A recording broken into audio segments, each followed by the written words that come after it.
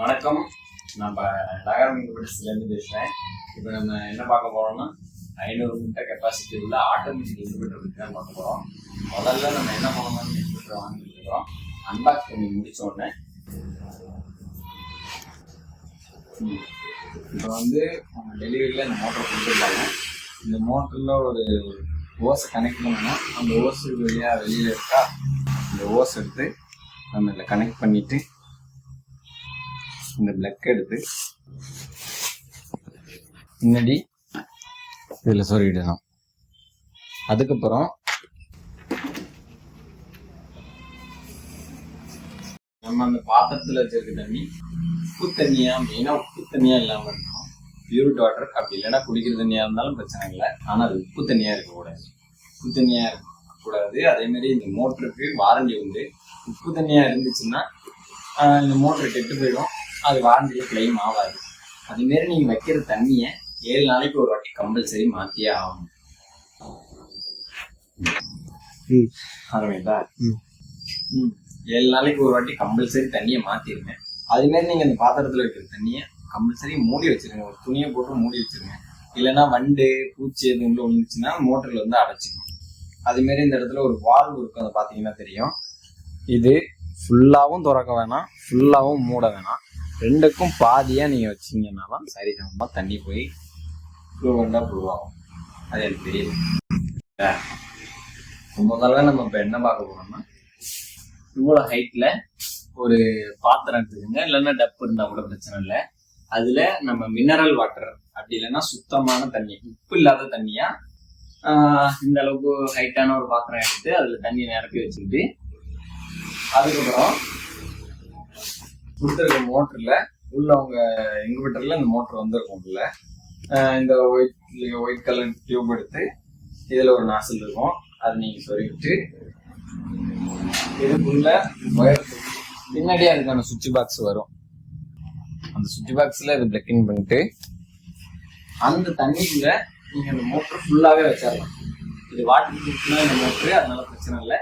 நீங்கள் அந்த தண்ணிக்குள்ளே இந்த மோட்டர் ஃபுல்லாகவே வச்சிடலாம். அதுக்கப்புறம் இந்த டியூப்ல அந்த தண்ணிக்குள்ளே இருக்கக்கூடாது. ஆனால் அந்த வாளிக்குள்ள இந்த டியூப்லேருந்து அந்த தண்ணி ஊற்றணும்.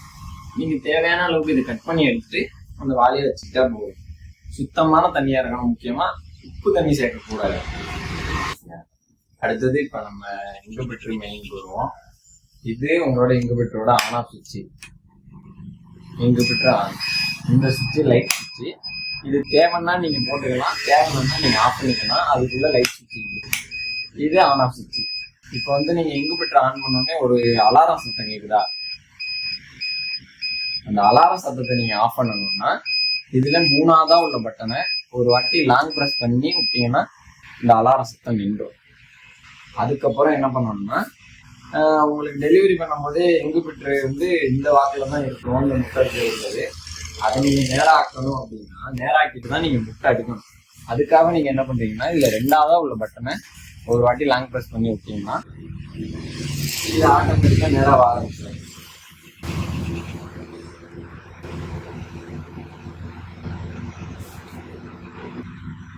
உங்களுக்கு இந்த பொசிஷன் ஓகே, நேராக தான் இருக்குன்னா இதை இன்னொரு வாட்டி லாங் ப்ரெஸ் பண்ணி விட்டீங்கன்னா அதே இடத்துல ஸ்டாப் ஆகிடும். அதுக்கப்புறம் நீங்கள் முட்டை வைக்கணும். முட்டை வைக்கிற நீங்கள் என்ன பண்ணணும்னா, இப்போ இந்த ட்ரேல மொத்தமாக இந்த இன்குபேட்டர் ஃபுல்லாக ஒரு 500 முட்டை வைக்கலாம். உங்களுக்கு முதல்ல ஒரு 100 முட்டை தான் கிடைக்குது அப்படின்னா இந்த 100 முட்டையை இந்த ட்ரேல எடுக்குங்க. அடுத்தது ஒரு 5 நாளோ 10 நாளோ கழிச்சு 100 முட்டை கிடைக்குதுன்னா இந்த ட்ரேல நீங்கள் எடுக்கலாம். இப்போ நீங்கள் அடுக்கின முட்டையை அடிக்க முடிச்சதுக்கப்புறம் நீங்கள் எதுவுமே பண்ண தேவையில்ல, எல்லாமே ஆட்டோமேட்டிக் தான். லைட்டை மட்டும் ஆஃப் பண்ணிட்டு நீங்கள் இதை நேரம் ஆக்கி வச்சிருக்கிறதுனால ஒரு வாட்டி ஆஃப் பண்ணிட்டு ஆன் பண்ணி விட்டீங்கனாலே இது ஆட்டோமேட்டிக்காக 2ஆக ஆரம்பிச்சிடும். 2ஆக ஆரம்பிச்சதுக்கப்புறம் ஒரு ஃபர்ஸ்ட் வச்ச முட்டையை 6 நாள் கழிச்சு நீங்கள் அந்த முட்டையை எடுத்து உங்களோட ஃபோனில் டார்ச் லைட் இருக்குங்க, அது மேலேயே நீங்கள் லைட்டெல்லாம் ஆஃப் பண்ணிட்டு அந்த முட்டையை மேலே வச்சு பார்த்தீங்கன்னா அந்த முட்டையில் நிறம வந்துருக்குது தெரியும். அந்த நிரம்பு வந்த முட்டையை மட்டும்தான் நீங்கள் இந்த இன்குபேட்டரில் வைக்கணும். சில முட்டை ஒயிட்டாக இருக்கும், இல்லைன்னா எல்லோவாக இருக்கும். அந்த முட்டையை நீங்கள் வைக்கக்கூடாது. வச்சால் அது குஞ்சு பொறிக்காது. சப்போஸ் நீங்கள் அதை மறந்து வச்சுட்டீங்கன்னா 15 நாள் கழிச்சு அந்த முட்டை இன்குபேட்டருக்குள்ளேயே வெடிச்சிடும். அதனால 6 நாள் இந்த இதுக்கு ஃபர்ஸ்ட் நீங்கள் இதை அடிக்கிறீங்கன்னா 6 நாள் கரெக்டா 6 நாள் கழிச்சு லைட் அடிச்சு பாருங்க, அந்த நரம்பு வந்து தெரியும் முட்டையில நல்லாவே. அந்த முட்டையை மட்டும் இதுல அடுக்குங்க.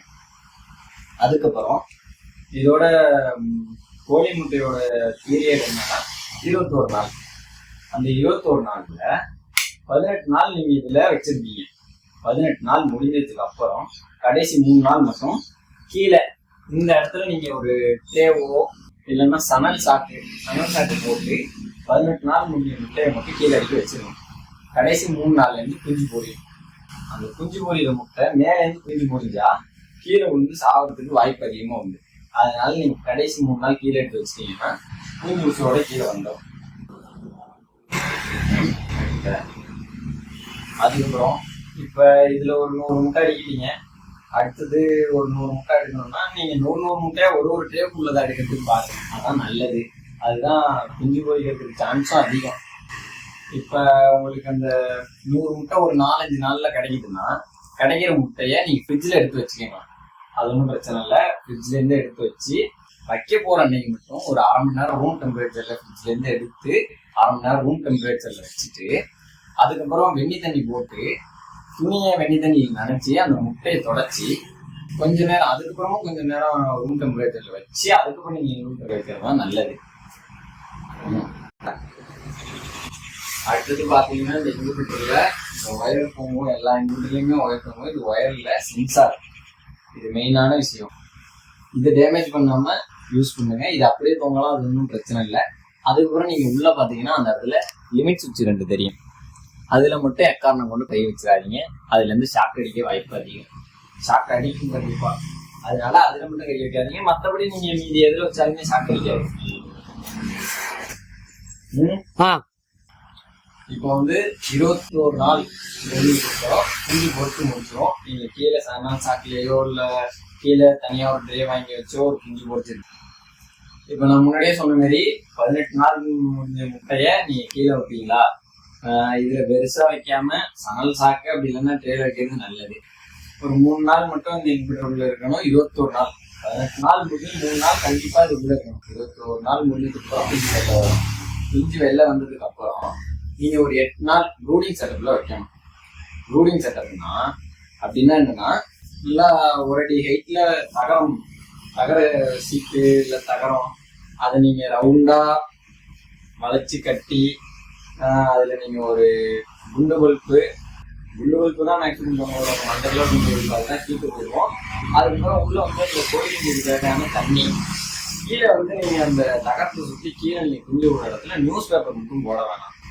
மண் இருந்தா பெட்டர். அப்படி இல்லைன்னா நெல் உமி மண் 2 இடத்துல இந்த கொஞ்சம் விட்டு உள்ள வந்து கொட்டுறது மண். அப்படி இல்லைன்னா நெல் போட்டீங்கன்னா நல்லது. நியூஸ் பேப்பரோ இல்ல நீங்க எதுவும் வலுக்கக்கூடியது எதுவும் போட்டீங்கன்னா கோழி குஞ்சோட காலு நல்லா விரிஞ்சிக்கும். அது வளர்ந்தாலும் அந்த கால் அப்படியே தான் இருக்கும். அதனால கீழே மண் இல்லைன்னா நெல் வந்து நல்லது.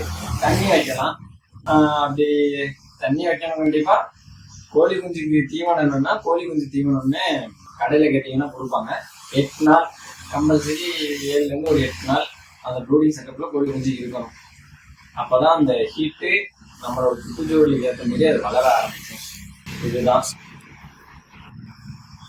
அது மாதிரி அந்த தகரத்தை நீங்க பாக்ஸா அடிச்சு வைக்க கூடாது. கோழி செட்டத்துக்கு ரவுண்டா மேக்சிமம் நீங்க ரவுண்டா இருந்தா நல்லது. பாக்ஸா வச்சுக்கிட்டீங்கன்னா அந்த 4 கூட்லயும் போய் கோழி குஞ்சு அடைஞ்சிக்கிட்டுனா அது செத்து போறதுக்கு நிறைய வாய்ப்பு உண்டு. அதனால முடிஞ்ச அளவு நீங்க ரவுண்டா வச்சுக்கீங்க அந்த தகரத்தை. அதுக்கப்புறம் இந்த இன்குபேட்டரு நீங்க எங்க வைக்கிறீங்கன்னு ஒரு இடம் இருக்கு. இந்த மாதிரி ஆஸ்பராசிட்டு ஹீட் அதிகமா உள்ள இடத்துல நீங்க வைக்கவே கூடாது. கீத்து கொட்டாய் அது ஓகேதான். அப்படி இல்லைன்னா கட்டடம், சிமெண்ட் கட்டடம், காங்கிரீட்டு அந்த மாதிரி இடத்துல இருந்தா நல்லது. அதுதான் அந்த டெம்பரேச்சருக்கு ஏற்ற மாதிரி இருக்கும். அப்புறம் நான் ஏற்கனவே சொன்ன மாதிரிதான் நீங்க முக்கியமா பார்க்க வேண்டியது முட்டை வச்சு 6வது நாள் அதுல நரம்பு வருதா இல்லையான்னு நீங்க பாத்துருங்க. நரம்பு வராத முட்டையை நீங்க கம்பல்சரி எடுத்துருங்க. அப்படி நீங்க எடுக்கிறதுனா 15 நாள் கழிச்சு இன்குபேட்டருக்குள்ளே அந்த முட்டை வெடிச்சு இன்குபேட்டர் நாஸ்தியா போயிடும். முடிஞ்ச அளவுக்கு இந்த இன்குபேட்டர் சுத்தமா வச்சுக்கோங்க. அது உள்ள உங்களுக்கு ஒரு பைப்பு தண்ணி போட்டு அது உள்ள முட்டை ஓடு கிடக்கா மீதி ஏதாச்சும் கிடக்கான்னு நீங்க அடிக்கடி செக் பண்ணிக்கோங்க. சுத்தமா வச்சுக்கிட்டீங்கன்னா உங்களுக்கு நீங்க முக்கியமா சுத்தமா வச்சுக்கிறது தான் நல்லது. இப்போ முட்டை வச்சு குஞ்சு பொரிக்குதுன்னா இந்த ட்ரேவை நீங்க எடுத்து வெண்ணி தண்ணி வச்சு அலசி தொடச்சி வைக்கிறது நல்லது. கீழே அதே மாதிரி உங்களுக்கு முட்டை ஓடு, அது இல்லாம கோழி குஞ்சு வர்றது கரிஞ்சு கிடக்கும். அதையும் நீங்க முக்கியமா அந்த 18 நாள் முடிஞ்சு 3 நாள் வைக்கிற குஞ்சு வெளில வந்ததுக்கு அப்புறம் அந்த சாக்கு எடுத்து நீங்க உதறிட்டு அதையும் வெண்ணி தண்ணியில கழுவிட்டு காய வச்சுட்டு இல்ல வேற சாக்கு இருந்தா யூஸ் பண்றது நல்லது.